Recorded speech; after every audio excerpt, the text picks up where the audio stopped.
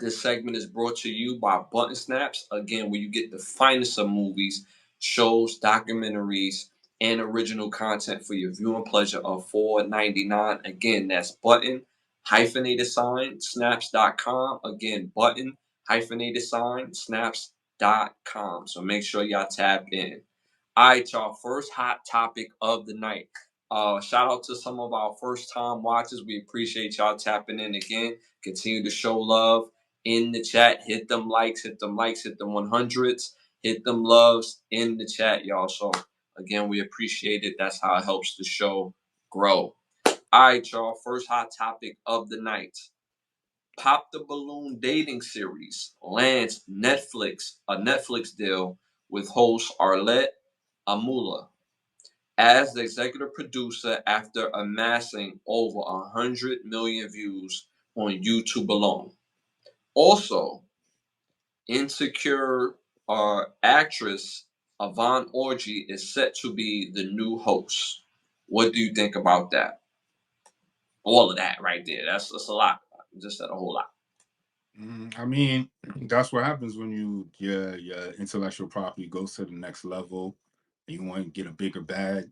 You know what I mean? The people with the bigger bag gonna want more say so in the production and more say so on how they want to take the production to new heights. So they're gonna put you in the back burner. They're gonna bring somebody else in, and now it's gonna be a totally different show.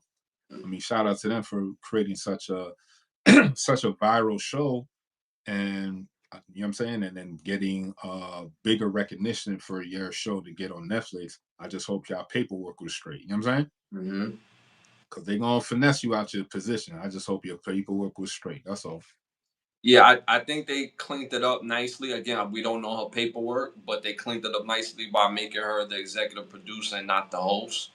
If they kept her as the host and not as the EP or something that supposed to hold uh, a position of power where she's going to be making continual residual off her intellectual property, off her idea, then it'll be like the Jamie Foxx situation, which is crazy because Jamie Foxx was executive producer of the Jamie Foxx show, and Bentley Evans Kyle, the producer of that show, came out and said both him and Jamie Foxx don't receive executive producing or the royalties for that show, but you're the EP, which is crazy. So I pray for the sister that her paperwork is in order. Uh, so let me add this to you. Add this to it as well. Do you feel this show is needed on Netflix? No, it definitely is not needed on Netflix. But again, you know what I'm saying? You selling your work to a bigger corporation. So as long as your paperwork is right, your position is right, you shouldn't have no problems. But again, I doubt it is. You know what I'm saying? Because you was hosting it on YouTube. Like, what paperwork did you really put together to like uh secure and protect your intellectual property other than maybe a trademark or copyright? um Maybe trademark the, you know what I'm saying, the title of it, you know what I'm saying, so now it's yours or something, because it's like without that anybody could come in and buy it and just sit back and collect the bread. Mm-hmm. That's what happens in business, you know what I'm saying. So if you don't collect, if you create something and you don't have anything to protect it, anybody else can come in and cheat you out your own spot and be like, yeah, we're going to give you an executive producer title. Yeah, they could give you that title, but I don't mean nothing. Mm-hmm. You know what I'm saying?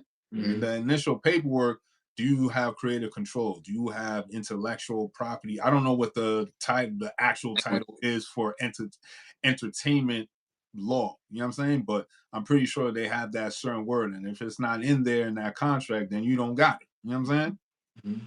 If it's not perpetuity, y'all, learn that word. Perpetuity means forever. If you have a contract and the perpetuity is against you and not for you, then you don't make money forever. The entity does. You make the money for the term. Simple and plain. So that's just a little golden nugget for y'all. But more so is this, like, I feel like when I watch the show, it does a lot of damage to the dating scene. I mean, the dating scene is terrible, but it doesn't bring us closer together. It makes us more superficial watching the show. I mean, most times I'm watching the show, I'm seeing brothers go on there, whether they deserve it or not. As soon as they walk up, mind you, it's like 12 women on the show, balloons, all balloons. Once two pop, another two more just gonna pop just because they don't. You know what I'm saying? They just doing it just cause they don't even know why they doing it.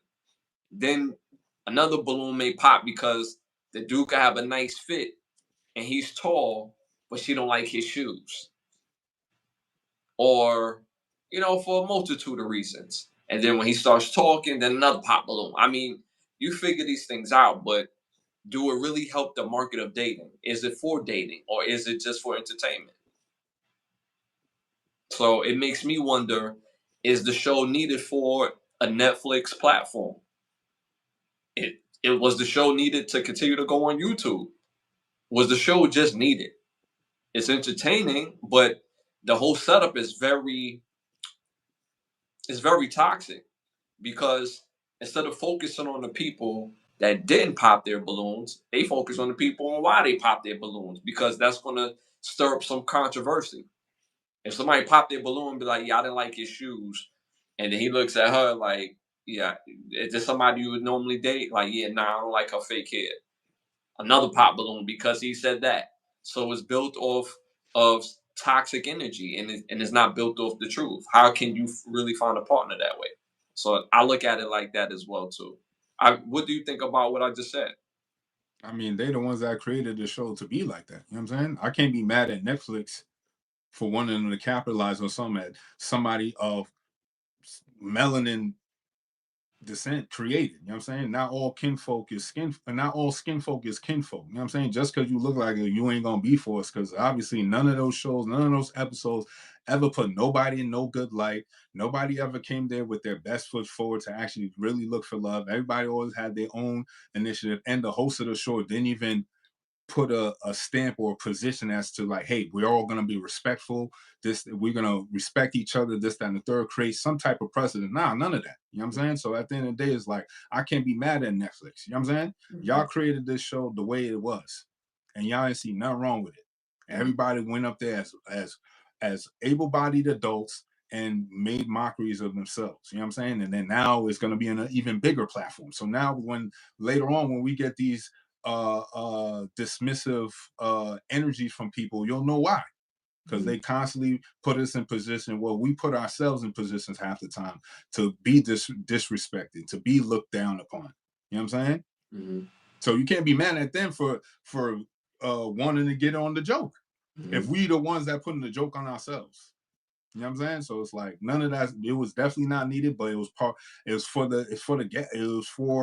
views. It's for them to get their name out there. Did they give anybody relationship actual goals? Did somebody actually have a relationship from there? Like when Kevin Samuels' platform was there, people actually got married. And it was actually results from that from his platform. That's stories.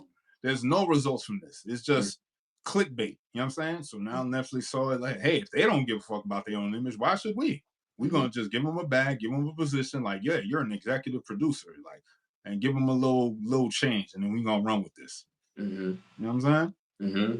I just feel like shows like this, and they have another show where it's like based for like rappers and actors. They'll go on the show, or what they call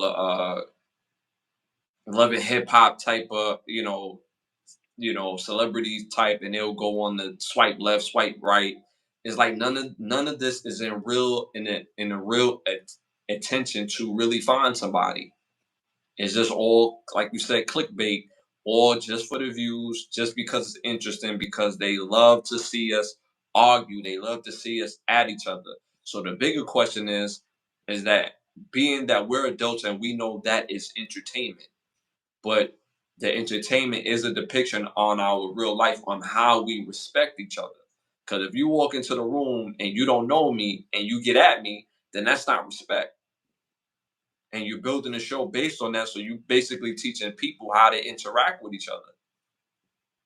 Same thing with Maury, right? With Maury, you taught people how to deal with a woman or dude that you really don't want to be with. You taking a Maury, if y'all got a questionable baby situation, is he the daddy or you's not the daddy? So Damn, Maury, let's get even deeper. Let's talk about the Zeus Network. The Zeus Network started by melanated people, right? But look at the results of what they produce. Mm-hmm. You know what I'm saying? So how can anybody on the outside looking in and don't know nothing about melanated culture, don't know nothing about anything that we do, they see from the programs that's being produced that y'all willingly go on, talking about, yeah, I worked hard to produce this. I'm the executive producer of this show. Oh, what's the name of the show? Jocelyn's Cabaret. Oh, okay. What's it about? You know what I'm saying? Like, come on. So at the end of the day, y'all go out y'all way to create these shows, and then in the same breath be like, oh, well, we're not getting picked and we're not getting our fair share of wages and this, that, and the third. I don't want to hear none of that. You know what I'm saying? I don't want to hear none of that. That sounds like some hypocritical shit to me. You gonna complain about getting checks from a system that don't even care about you and use you against yourself. Like, come on. Which one is it? You know what I'm saying? Because all of y'all couldn't have went to Juilliard. You know what I'm saying? Right. It was one girl that was on the Zeus Network that was talking big, heavy. I think she's a rapper. I don't know, but she does something, and she was talking big, heavy. She on there like, yeah, I knock chicks out, da da da da. And I think the girl was Krishan Rock's sister or something like that, and she pieced her up real nice, where she looked like a Hollywood pumpkin after that, missing teeth, the whole nine. But And see, like, I know be tough no more. She came out. See, look, who put the money behind all of that? It was Zeus this dude, King Bach, his mans, and this other chick who came together and created Zeus Network with Lamelio, I forget his name, but his family was creating like mad televangelist programs. So his background comes from media. So they all came together to create the Zeus Network. 4 melanated individuals, 1 white woman, came together to create the Zeus Network, and this is what they produce. If you look at all King Bach's old skits, a lot of it was funny, but if you look at the real content, it was real buffoonery. Yeah. You know what I'm saying? So all of this, like, that's how you're going to get a bag. That's how you're going to get ahead in this industry. Damn, making your own lane. You know what I'm saying? And if you are making your lane, you're going to make it based upon making fun of yourself. You know what I'm saying? Making fun of the tropes that they created. So it's just weird to me. So it's a situation that with this in particular, when you have again these balloon challenges, the swipe left challenges, it's great when you can get people together with intention. But when it's clickbait, when it's just so people could use it as some sort of promotional tool to do the other thing, then why do you think there's nobody at the singles, night at the club anymore? It'd be like 80 women and like 3 dudes in there. Why do you think when in real life, when you actually meet somebody, is not what is depicted what we see on social media? There's no real red balloon challenge in the real life and the reality. So it is not realistic, and you put in unrealistic goals in people's head on how to choose and how to pick, and they're not picking based on things that would actually help the results of actually having someone.